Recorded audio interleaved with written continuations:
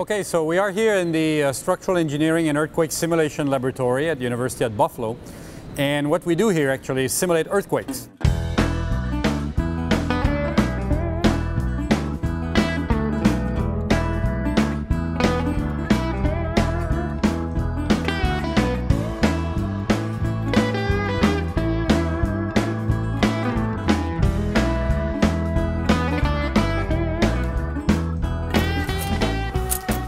My name is Filiatrault. I'm an engineer. I'm a structural engineer. I'm also a professor here in the Department of Civil, Structural and Environmental Engineering at University at Buffalo. What causes earthquakes? The Earth is made of very thick pieces of rock. We call that plates.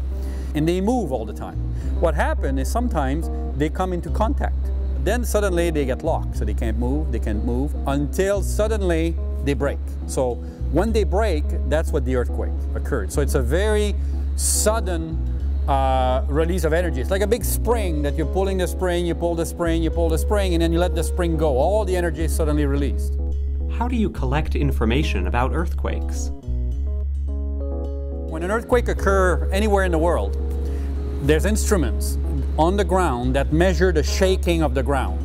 And after an earthquake, we can take these recordings, feed it into our computer system, and this big platform that you see behind me is able to reproduce exactly how the ground has moved on that day during that particular earthquake. And then the idea is we can put models of bridges, buildings, what have you, and evaluate how they perform during that real earthquake.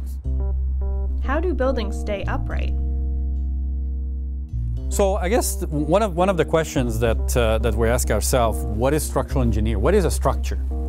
And often I like to refer it to a skeleton. So if you look at the buildings, and then we have a model here of a building that is made essentially of wood here, just for demonstration, you could see that the building is made, for example, of columns. So the vertical elements here are the columns, and these columns are there to resist all the weight that is put onto the building as it comes down. It's made of beams. As you can see, these are the horizontal elements, and you can see inside the building there's floors for which you're going to have weight, people walking around and so on. And you have also all these X braces here, and these ones are there to sort of protect the building if it's loaded laterally. So if it's shaking by an earthquake, for example, it's really these diagonal elements going to come into play. So the skeleton is not seen. And that's the sort of the same idea of structures for a body. You don't see the structure of your body, it's inside your body. It's the same idea for structural engineering. What kinds of materials do you use?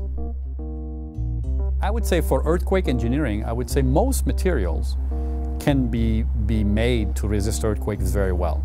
If you take about traditional materials, steel, concrete, wood, all of them, they can be made very well to resist earthquakes. The decision to choose a material often is not necessarily a decision towards earthquake resistance.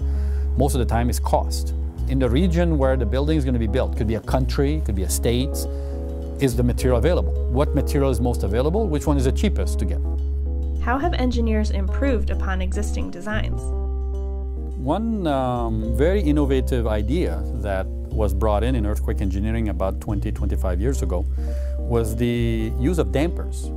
Dampers are very much similar to what you use on your car for shock absorbers. You know, when you drive on the road, you're comfortable inside the car because you have some shock absorbers that absorb the vibration of the road. If you don't have that, you would move back and forth inside the car like crazy. Same kind of idea.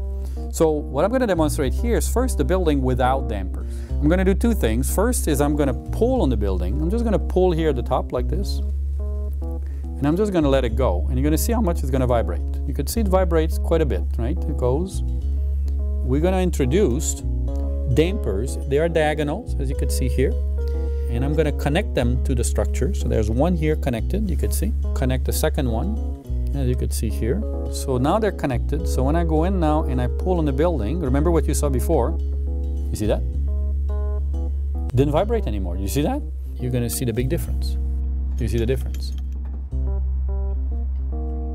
What is the best part about being an engineer? Why do I like to be an engineer, to do what I do? Well, I think it's very challenging from one end, and it's very sort of satisfying to start where with a blank page, and then ended up with a design of a big structure, and then see it built. And as I said earlier on, these type of structures will probably go beyond my lifetime. They're going to be there for maybe several generations, a bridge. And it's very rewarding to help society that way, to provide infrastructure that people use all the time.